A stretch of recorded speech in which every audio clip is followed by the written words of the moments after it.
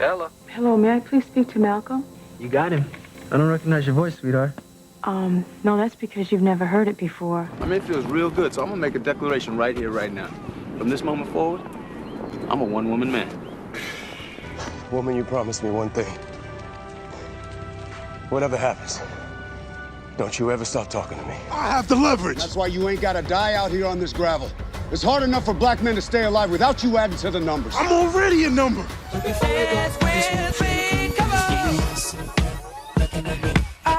Get the hippest trip in America bouncing off its hinges. That's right, the one and only Soul Train Don Cornelius style. You ain't got no sex tape on me. You want to call me gay, but you find a dude, please. Find a dude. And then what I always joke about is if I'm so gay, send your chick over my house for the weekend, see if she come back, see what she talking about. My partner in crime, Shemar's mother, she's gone. This is not a game. This is my whole life, everything I've ever known. Shamar Moore has always been the talk of the town, whether it's those jaw-dropping good looks, his scene-stealing roles. Van's empty. Shots fired. LAPD, drop the weapon. Or the buzz around his high-profile flings with Hollywood's finest. Halle Berry's a beautiful woman. We're having a lot of fun. But let's be real. The charm only scratches the surface. Behind that $1 million smile, a whole lot of questions, rumors, and a side of drama that keeps the streets talking. From whispers about his love life to the way he shuts down the haters with no apologies, Shamar's story is anything but boring. Shamar Franklin Moore didn't exactly come into the world with a typical story. Born on April 20th, 1970, I was born in Oakland. I'm from the Bay. his life was already shaping up to be anything but ordinary. First off, let's talk about his father, Sherrod Moore. The man wasn't just your average dad. Okay, my father was a Black Panther. My father was good friends with Tupac's mama. People don't know that because people don't ask me questions. Yeah, that's some serious history, right? My father's in my life, but on my terms. I defend my mom. He wasn't good to my mom. We touched on it earlier that we lived overseas, and we did that to protect the family unit. But my father was erratic and being consistent and doing right by my mom. And my mother, enough was enough. He ended up spending 4 years in San Quentin when I was a baby. And so now, fast forward to this day, he's in my life. I made a decision to help him because he was in need. So I bought him a place to keep him safe, and I wish the best for him, but it's up to him to live his life. So, I'm raised, but my mother's white, my father's black. I lived out of the country for the first 6 years of my life. My first language was Danish. I lived in Denmark for 3 years. Then I lived in Bahrain, Arab island in the Middle East for 3 years.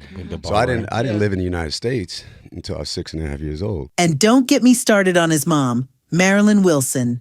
This woman was a force. A math teacher with a sharp mind and a no-nonsense attitude. Shemar's been great since he was a very little boy. When he was a little guy and they had to have cookies for school, I said, honey, let Mama show you how to make cookies. And since then, since Shemar was about 8, he's been the baker in the family. And he bakes very good chocolate chip cookies and oatmeal cookies. Right. I remember one time when he was about 3 and I was crying and he just came over with some toilet tissue for me to wipe my face. What makes me proudest of Shemar is the way he treats people. That's very important to me. He treats people with respect. On top of that, her roots were French, Canadian, and Irish, giving Shamar Moore a rich mix of culture from both sides. Can you imagine growing up in a house like that? Oakland wasn't the stage for Shamar's early years. Marilyn, with all her wisdom and foresight, wasn't about to let her son grow up in the middle of the racial tension of the 1970s. So what did she do? And so my white mother had to break it down for me. So I didn't know what Santa Claus was until 6.5 years old. I didn't know what nigga was until I was 6.5 years old, till a red truck with some white dudes drove by me calling me nigga, and I didn't know what it was. My life story before Hollywood. My mother has quite a story. My father. Not close with my father, but his story is crazy. I mean, like I said, we could sit here all day. You want to hear, but what I'm getting at is my life before Hollywood is far more interesting than my life in Hollywood. But I'm proud of what I've been able to accomplish in Hollywood because I did it by my damn self. Shamar's rise to fame wasn't just a walk down the red carpet. It was a full-on sprint. And he kicked things off in 1994.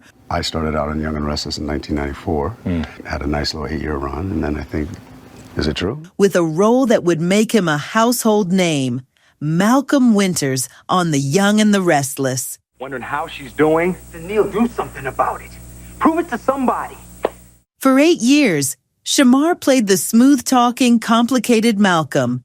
And let's just say, he was giving fans plenty to swoon over. His chemistry, that charm, and his undeniable presence made him a TV sensation. My face. Drew, stop, please. Look, just listen to I me. will not listen. I just want to forget about the whole sordid incident. He wasn't just good. He was so good. He snagged himself a Daytime Emmy Award for Outstanding Supporting Actor. Yes, you read that right. He got an Emmy for that role, turning heads and locking in his place in Hollywood. And don't forget, all that applause came from a young actor just getting started. You seem surprised I'm here. Yeah. You know your wife called me.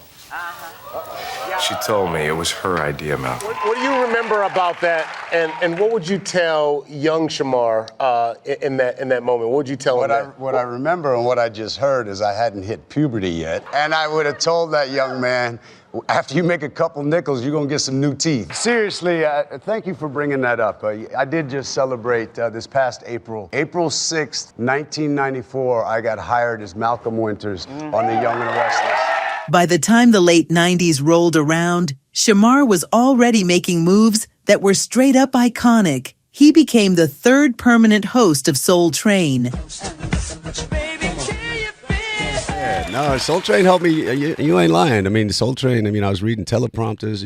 As an actor, we read our scripts and we memorize our lines and we get out there in front of the cameras, hit our marks, do our thing. But standing up and hosting and reading teleprompters, that's no joke. People don't know unless you're in it. That's hard to do. And so I didn't have a lot to say last night. Stepping into a legendary role that had once belonged to Don Cornelius himself. Now, your host and the 3-time Emmy-nominated co-star of the CBS daytime drama, The Young and the Restless, Shamar Moore. He wasn't just hosting, he was embodying the culture, bringing his A game while showing off those moves that kept us all glued to the screen for 4 years. But did you really think Shamar was going to be content in just one lane? Nah, he had bigger plans. Shamar wasn't just content with TV stardom. He went on to flex his acting muscles in the big leagues, too. He held his own in Tyler Perry's Diary of a Mad Black Woman. You don't get it, do you? See, when you really love someone, you can't just be their friend. Where he stepped into a film full of acting powerhouses. And you thought he'd stop there? Think again. In 2005, he made the transition from daytime darling to primetime superstar with the role of Derek Morgan on Criminal Minds. There we go! That's what I'm talking about! All right. Yeah. Every week, he was serving up that tough guy charm with a side of vulnerability that made us fall hard. 11 seasons, over 250 episodes. Feel free to call me if you have any other background questions. My phone number is 702-555-0103. And Shamar was no longer just a face on TV. He was the face of a hit show, one of the most talked about heartthrobs on primetime television. Excuse me. Yeah, talk to me, baby girl. Are you at the crime scene? Yep. But the crown jewel of Moore's off-screen drama? His feud with Criminal Minds co-star Thomas Gibson, who played the ultra-serious FBI unit chief Aaron Hotchner. You can't talk to me like that. Get off my crime scene. Well, are you going to hope to get back on the show now that Thomas has left? I always say the elevator doors closed, they can always open again. After Gibson's explosive firing for allegedly kicking a writer, Moore chimed in with a cryptic Instagram video, hinting at karma and dishing out just enough shade to set social media ablaze. I believe in karma. Good things happen to good people, honest people, hardworking people, humble people. Good things will happen to you. It's not always easy, but you got to grind it out and you got to believe in you. Treat people how you expect them to treat you. Celebrate yourself. Celebrate your blessings, as you should. But just know that you're not better than anybody. We all have our own gifts, so unwrap them bad boys and show them off. But then appreciate other people's gifts. I wish Tom was nothing but the best. Okay, well, good luck to you, and hope a lot of fans want to see you back on the show, man. I love my fans all day, every day. Shamar has also faced tensions on set. Rumors swirled about disagreements during his Criminal Minds tenure, leading to speculation about his sudden departure in 2016 after 11 seasons. Millions of fans of Criminal Minds were blindsided last night when it became clear that Shemar Moore was finished. Last night was not goodbye. Derek didn't die, so anything's possible, and I'm not leaving to go be a big star and try to make a lot of money. By the time he left in 2016, it wasn't just about acting anymore. He left to pursue other opportunities, including his starring role on CBS's SWAT, now in its 8th season. Be advised, we still got a little girl or something. And let's not forget his public spat with CBS over the cancellation of SWAT, a move he slammed online, calling out the network for pulling the plug on a hit show. I got sunglasses on late as hell at night because I'm a little bit sad. SWAT got canceled. It makes no sense. Look up the articles, read the articles. We're the best show on Friday nights at 8 o'clock for CBS. The last 2 years we've been killing it, us and The Fire Show. The Fire Show that comes on right after us. And respect to those brothers and sisters. We've done nothing wrong. We did everything that was asked for. Did you know that I am the only African-American male lead on network television? It's all about money, y'all. They said we're canceled, but guess what? I don't think we're done. CBS is either going to wake up and realize they made a mistake. Sony is going to do their math and realize that this is not the right move. I hope we can have a kumbaya and come back together and continue this show because it's a good time for families across the world. His fiery words went viral, and lo and behold, CBS reversed their decision. Hey, what's good? It's your boy Shemar Moore, a.k.a. Hondo, and the rest of my SWAT family. We're back. CBS Fall, Season 8, baby! He was a bona fide household name, and everyone was obsessed. Whatever happens, don't you ever stop talking to me. Fast forward to Sonic the Hedgehog 2, where Shamar took on the role of Randall Handel. You know, bro, those guys right there, they're way more than my groomsmen. That's my squad. Officially entering the world of blockbuster franchises. And just like that, he captured the attention of a whole new audience. Oh my God, Rachel. But of course, it hasn't all been sunshine and rainbows for Shamar. In 2013, Shamar found himself right in the middle of a serious scandal when he was accused of assaulting someone at a house party. The drama went down fast, sparking an investigation that had the gossip mills churning. Now, nothing ever came of it. No charges, no legal fallout. You know, social media, things get blown out of proportion. They can take your words, they can mix it up, this, that, and the other. Quite simply, Friday night, I had some friends over at the house, and some people got thrown in the pool just on some goofy stuff, and some feelings got hurt, emotions got high. The police were called in, and by the time police called in, everybody settled down and was like, oops, this really wasn't that big a deal. We've all hugged it out. It's a done deal. But as far as, negative press, and it used to bother me early on in my career, because I wanted to make everybody happy. I wanted everybody to like me. Here's what I'll say about haters. If they're hating, you're doing something right. But the whispers, baby, they never stopped. The tabloids had a field day, and the story stuck to Shamar like glue, even though no proof ever surfaced. The heat from this one had the public eye on him for weeks, adding another layer to his already spicy reputation. And if that wasn't enough, let's talk about the never-ending rumors about Shamar's sexuality. Since the 90s, the man has been dodging questions about his love life like a pro, with plenty of gossip columns spinning wild tales. People just couldn't get enough of speculating whether he was more into the guys or the girls. But Shamar, he was quick to clap back. You ain't got no sex tape on me. You want to call me gay, but you find a dude, please. Find a dude. And then what I always joke about is if I'm so gay, send your chick over my house for the weekend, see if she come back, see what she talking about. But see, I don't run my mouth like that either, because then I'm caught up, then I'm arrogant, then I'm this, then I'm that. Then came 2017, and the drama kicked up again when Shamar was linked to Phaedra Parks, the feisty Real Housewives of Atlanta star. They've even come here today lying. So I don't have to defend myself any longer with people that do not want to tell the truth. Because you're a sneaky, trifling slut.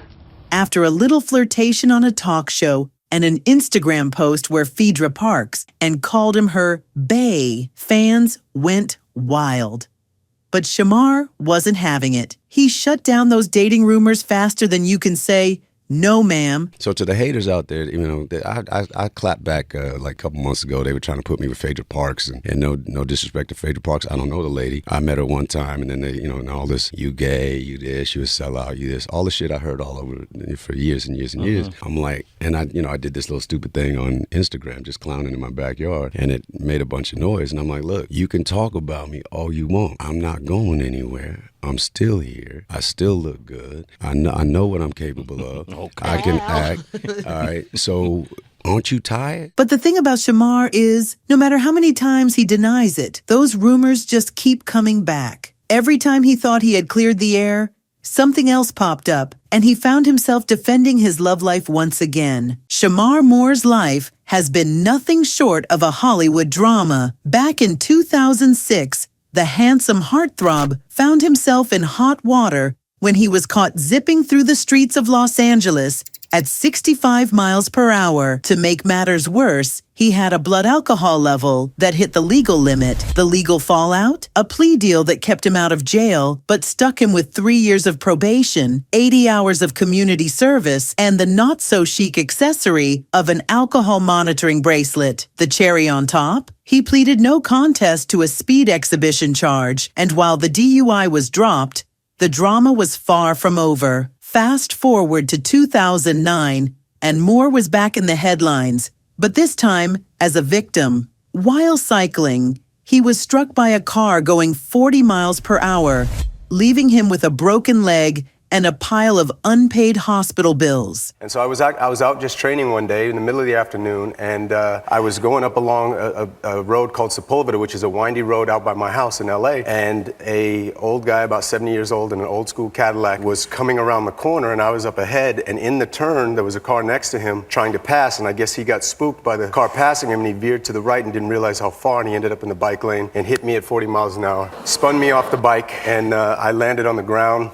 Cracked my collarbone, cracked a couple ribs. I broke my left fibula, which is a smaller bone of the bones in your leg, and then walked away, and I'm sitting here, 8 months later. It's a blessing. So yeah, I'm wasn't your time. The driver, Philip Randall, faced a lawsuit from Moore, who claimed the accident was entirely avoidable. The legal saga dragged on with no clear resolution, but Moore used the moment to reflect on life, calling the ordeal humbling. Sure, being hit by a car could have been fatal, but in true Shamar style, he spun it into a story of survival. I was lucky, and I'm not trying to just sound dramatic, but how I didn't die that day, how I didn't end up in a wheelchair. And just when you thought things couldn't get messier, enter Keith Tisdale, Moore's former friend and co-star. That's okay, baby.